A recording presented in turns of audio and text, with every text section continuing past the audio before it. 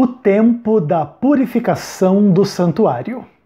Eu sou Ezequiel Gomes, você está no canal Vem Senhor Jesus, e hoje nós vamos continuar o nosso estudo de um dos artigos do livro A Luz de Hebreus, que fala sobre os temas da contaminação, purificação, à luz de Hebreus 9, 23. Agora, nós vamos tratar de um ponto extremamente controvertido e polêmico que tem que ver com a noção de que quando acontece a purificação do santuário, especialmente à luz de questões polêmicas sobre a data de 1844, que é uma data muito importante dentro do contexto, da fé adventista do sétimo dia.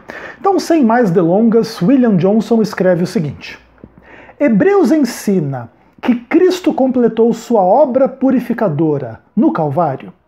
A pergunta surge naturalmente do tema deste estudo. Hebreus 9:23 nos diz que Cristo, por ocasião de sua ascensão, purificou o santuário celestial? Entretanto, precisamos esclarecer os conceitos do autor, para que não leiamos em suas palavras mais do que ele pretendeu transmitir. Como vimos, sua argumentação, do capítulo 9, verso 1, até o capítulo 10, verso 18, considera Israel em sentido coletivo e prossegue mais por meio de contraste do que por comparação. Em especial, ele compara os repetitivos e inadequados sacrifícios do culto do Antigo Testamento com o sacrifício único e superior de Cristo. Então, aqui na introdução deste ponto do artigo, William Johnson ele vai começar a trabalhar a noção de que existem pessoas que ensinam que, apesar de haver uma purificação do santuário, esta purificação foi completada quando Jesus subiu ao santuário celestial logo após a sua ressurreição, e que a partir daquele momento tudo que tinha para ser feito já está feito. Se havia algo a ser purificado, já estava ali naquele momento purificado. Então já se coloca em xeque algumas das questões aí primordiais para o Adventismo do sétimo dia, que vai falar que esta obra da purificação do santuário vai começar em 1844, de acordo com a leitura adventista de Daniel 8, ok? Tudo isso, obviamente, é extremamente polêmico, existem sempre interpretações concorrentes a respeito de tais e tais temas, não existe nenhuma interpretação de nenhum tema da Bíblia que seja único e exclusivo e singular e que não exista nenhum tipo de contraponto da parte de pessoas que argumentam e raciocinam com base em princípios hermenêuticos e exegéticos diferentes, ok? Então é natural que exista divergência de opiniões, mas dentro da questão aí das polêmicas sobre a natureza do adventismo, as exegeses do adventismo e etc., esse ponto é um ponto fundamental. Então William Johnson ele começa a responder algo na questão sobre o tempo da purificação do santuário, dizendo que é o seguinte: quando você lê o capítulo 9 por completo e o capítulo 10 até o verso 18, a ideia do William Johnson é que neste período, nesta parte da carta aos Hebreus, o autor está falando de Israel como um todo, e ele muito mais faz contrastes do que comparação. E a ideia fundamental do autor é dizer que aqueles repetitivos e inadequados sacrifícios do Antigo Testamento agora cessaram, porque veio o sacrifício único e suficiente de Jesus Cristo. Basicamente, esse é o argumento, central da carta aos Hebreus. Inclusive, isso demonstra que, por exemplo, é possível que a carta aos Hebreus tenha sido escrita antes do ano 70, que foi quando aconteceu a destruição do templo. Então vamos imaginar que existiam cristãos que vinham de um background judaico e os rituais do Antigo Testamento continuavam funcionando naturalmente no Templo de Jerusalém. Então, para evitar a tentação do cristão de origem hebraica a voltar àquele fundamento e sacrifícios de animais e etc., o autor da carta aos Hebreus vai exaltar Cristo, em função de todas as questões da sua carta. Vai falar assim realmente como Cristo é maior do que todo aquele simbolismo, do que todo aquele ritual do Antigo Testamento, conforme a lei, etc, etc, etc. Então esse é o ponto primordial da carta aos Hebreus, é o argumento do William Johnson. Aí depois ele continua dizendo o seguinte: com relação aos adoradores, essa comparação é também benéfica e expressa pelo acesso a Deus e pela extensão da purificação. Os cristãos têm acesso, pela fé, ao santuário real, onde o verdadeiro sumo sacerdote ministra. Hebreus capítulo 10, versos 19 a 22 e capítulo 12, versos 18 a 24. Enquanto o culto do Antigo Testamento provia uma purificação cerimonial, o novo culto em Cristo provê a purificação da consciência. Ver capítulo 9, verso 9, versos 13 a 14 e capítulo 10, versos 1 a 4. Então é o seguinte, assim como o autor de Hebreus compara os sacrifícios do Antigo Testamento com o sacrifício de Cristo e coloca o sacrifício de Cristo acima dos sacrifícios do Antigo Testamento, isso também atinge a própria comunidade. Se você hoje faz parte da comunidade cristã, você tem acesso ao verdadeiro sumo sacerdote que realizou o verdadeiro sacrifício e você tem a purificação da sua consciência em relação aos seus pecados e etc, e etc. E ele compara isso com a experiência daqueles que ainda não são cristãos. Então eles têm o acesso a uma purificação cerimonial para poder fazer parte lá dos rituais do Antigo Testamento e etc. Mas elas não purificam a consciência e são feitos por sacrifícios de animais. E o sumo sacerdote que ali ministra é um mero homem pecador e não o Senhor, o Salvador e etc. Então essa é a comparação primordial que a carta aos Hebreus está preocupada em estabelecer. E aí William Johnson diz, em outras palavras, a argumentação com respeito à purificação é moldada em termos da relativa eficácia dos sacrifícios. Os muitos e inadequados sacrifícios versus o sacrifício único e autossuficiente, que provê os meios de purificar a contaminação humana. Esse é o ponto primordial. Então, o que acontece? O autor de Hebreus ele vai tratar da noção de purificação. E vai falar da purificação cerimonial mediante sangue de animais ou da purificação da consciência mediante o sangue de Cristo. Tudo para exaltar aquilo que Cristo é e fez acima de todo o sistema de sacrifícios do santuário do Antigo Testamento, que inclusive unicamente apontavam para esse sacrifício maior, que seria feito por Cristo, e a partir deste sacrifício estar plenamente consumado, e etc., já não faz mais sentido voltar aos rudimentos iniciais, que inclusive só serviam para apontar para esta manifestação suprema e futura do sacrifício do verdadeiro Cordeiro de Deus, que é Jesus Cristo, que não é um animal lá a ser sacrificado no templo, ok? Beleza, outra coisa. Existencialmente, essa apresentação não sugere que os cristãos não enfrentem mais nenhum perigo a respeito do pecado. Embora agora sejam um povo santo, santificado, continuam sendo peregrinos e confrontados com os perigos da negligência e mesmo da rejeição da fé, como mostramos em outro lugar. Cristo, tendo feito a purificação dos pecados, proveu os meios para sua remoção, agora e eternamente. Não que o pecado tenha sido completamente removido. Aqui a gente vai entrar num ponto extremamente fundamental da argumentação da carta aos Hebreus e de toda a experiência cristã da salvação. É verdade que Cristo realizou algo muito maior do que era realizado nos sacrifícios do Antigo Testamento? Sim, é verdade. Entretanto, o povo cristão ainda é peregrino, ainda é um povo pecador, imperfeito. Isso se demonstra de uma forma muito clara diante dos perigos que existem na sua jornada como cristãos no mundo. Eles podem negligenciar, eles podem não prestar atenção, eles podem apostatar, eles podem rejeitar a fé, eles podem profanar o sangue de Cristo com o qual eles foram santificados, eles podem ultrajar o Espírito da graça, eles podem viver em pecado mesmo tendo pleno conhecimento da verdade, e etc. E todos esses casos demonstram que o sentido e o conceito de pecado permanecem reais mesmo após o sacrifício de Cristo ser consumado na cruz. Então, se ainda existe pecado, ainda existe necessidade de purificação.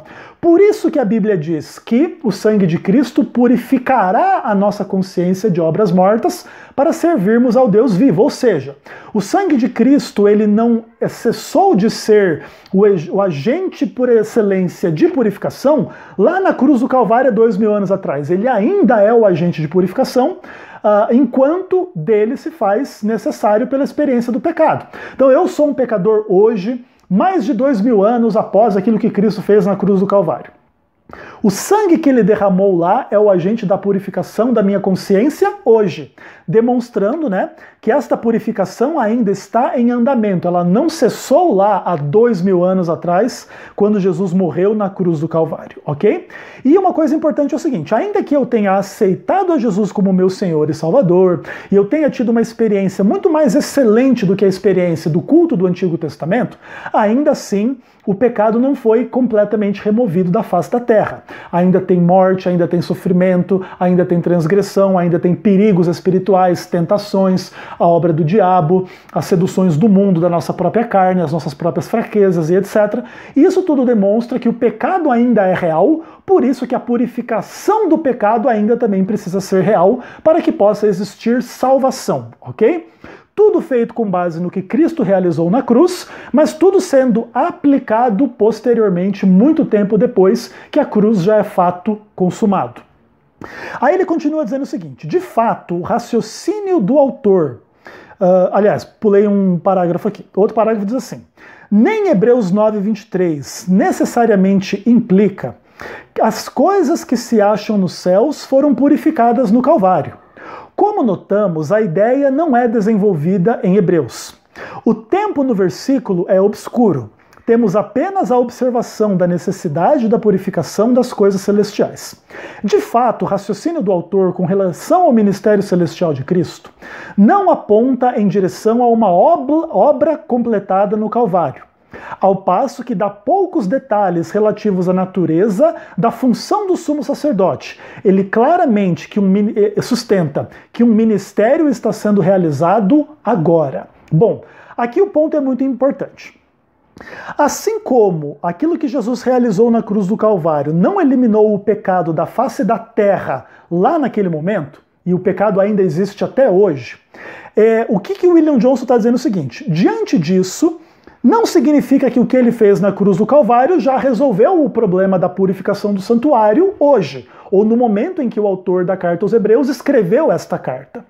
Esse é um ponto importante, porque assim, quando que vai acontecer a purificação do santuário é uma coisa obscura em Hebreus 9:23. Você não tem uma indicação a esse respeito no próprio verso.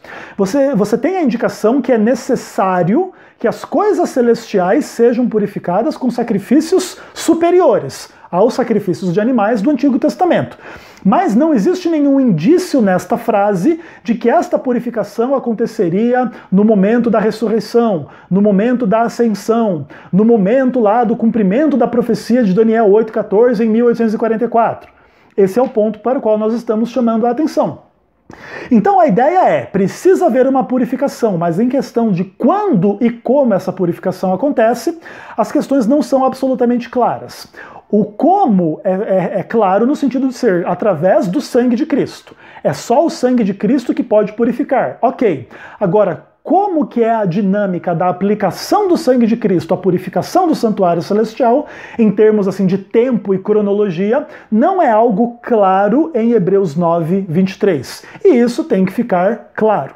Depois ele continua dizendo o seguinte, apesar de não ficar claro quando que a purificação vai acontecer, fica claro que Cristo está realizando um ministério celestial, sumo sacerdotal, desde depois da sua ascensão e desde depois daquilo que ele estava realizando na destra do Pai, à destra do trono da majestade, no santuário celestial. E isso tem implicações que Cristo continua o seu ministério muito depois dele ter ascendido ao céu numa primeira instância. Vamos pensar que Hebreus tenha sido escrito antes do ano 70, mas também não foi imediatamente no momento da ascensão de Cristo. Então demorou um pouco, a pregação do Evangelho e tal, para haver a necessidade de se escrever um documento como a Carta aos Hebreus.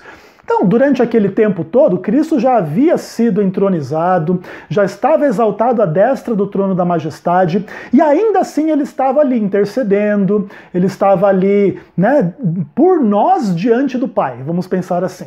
Isso demonstra que o ministério dele continuou mesmo após a sua ascensão inicial, ou a sua entrada inicial no santuário celestial, mediante o sacrifício que ele realizou na cruz do Calvário. Então, diante disso, nós podemos inferir que o ministério de Cristo continua até hoje, até agora. Se você está sendo purificado dos seus pecados numa experiência no século XXI, então todo esse sistema tem que estar funcionando até o século XXI, entendeu? Então a gente continua dizendo o seguinte: a carta aos Hebreus nos fala que Cristo vive para sempre, para interceder por eles. Capítulo 7, verso 25. Que ele é o ministro do santuário e do verdadeiro tabernáculo. Capítulo 8, verso 2. Ele é o mediador da nova aliança. Capítulo 9, verso 15. E que ele comparece por nós diante de Deus. Capítulo 9, verso 24.